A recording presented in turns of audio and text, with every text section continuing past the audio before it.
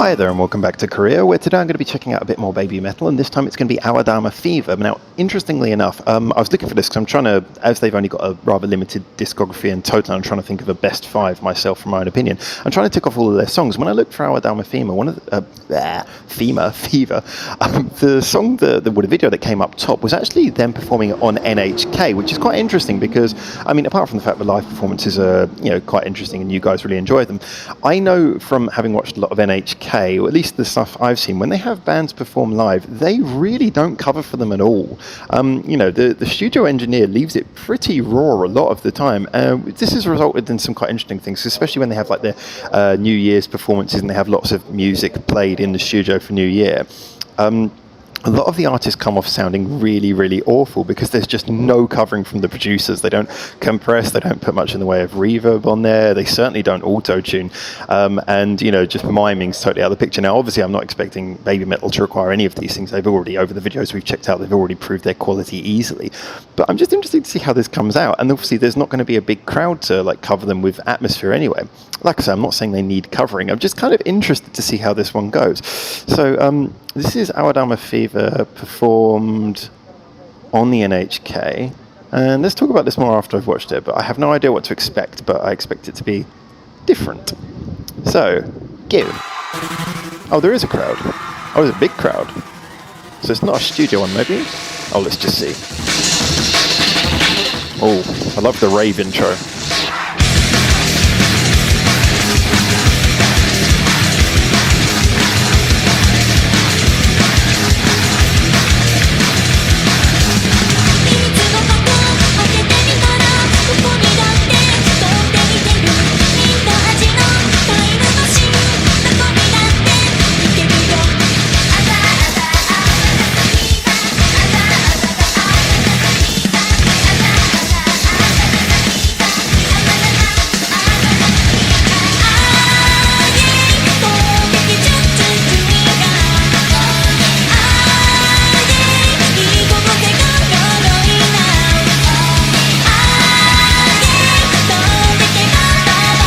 Another fantastically catchy chorus. It does sound very much in the same vein as things like Gimme Chocolate, so I'm assuming probably the same writer. Similar melody, but still, it works, it's fantastic. This does feel more like rave with guitars, or even like thrashy punk than metal.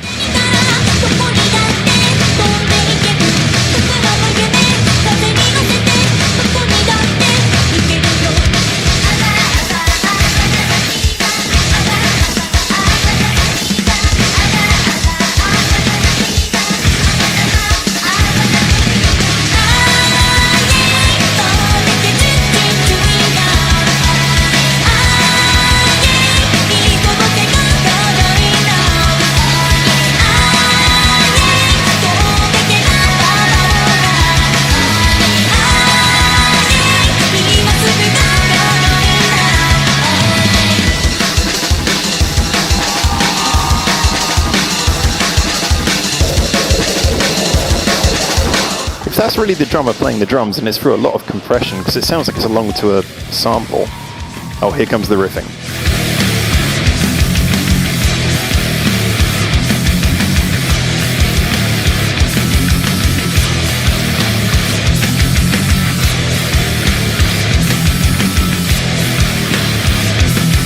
I think there's a TV studio crowd, maybe.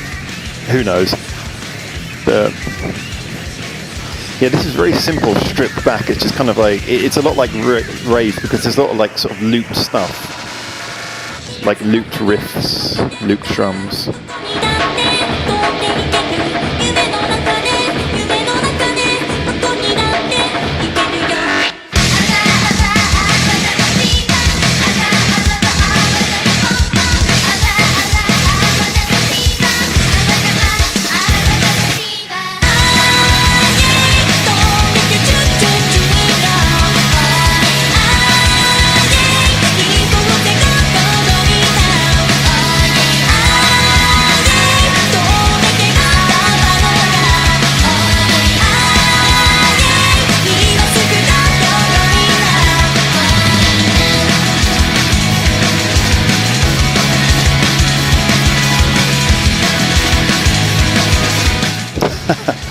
Love that little dance move there.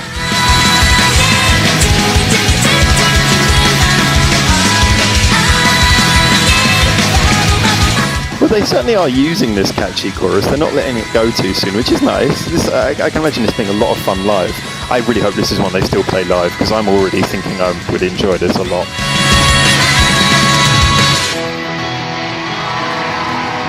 Nice breakdown to the ending there.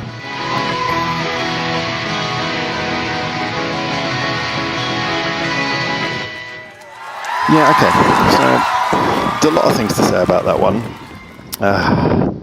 Yeah, a lot of things to unpack here. All right, first of all, I have to approach that knowing that maybe that appeals a little bit more to my personal taste than maybe a lot of metal would do. And like I said, I'm not a person who's against any styles, but a lot of the time with metal, I find some of it to be a little bit samey.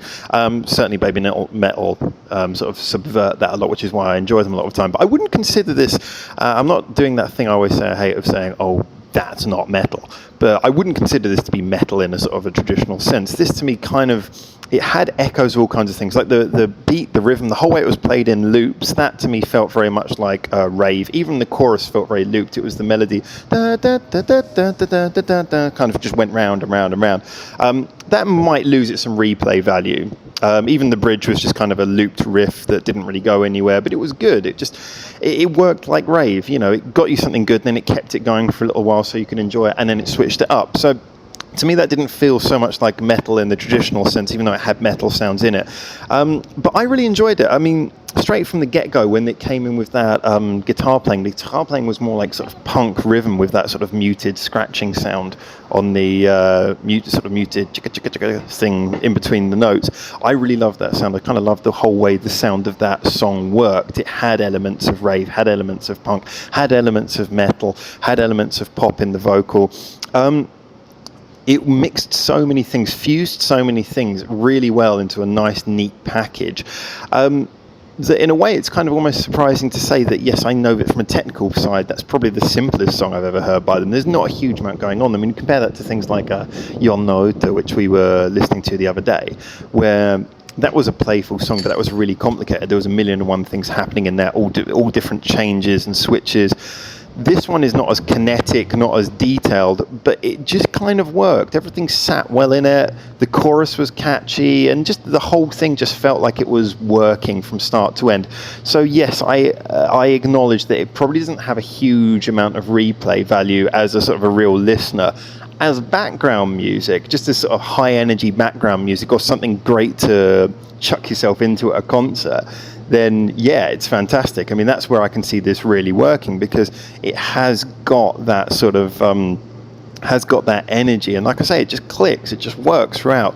So I have to acknowledge this as something where I say, from personal taste, I love all of the things that are thrown in there. I love the sound. It reminds me of being young. When I was young, there was like things like the Prodigy were going around a lot, you know, Fat of the Land and stuff like that. You had a lot of Prodigy out, which this kind of reminded me of. You had a lot of sort of scratchy punk bands that this kind of reminded me of.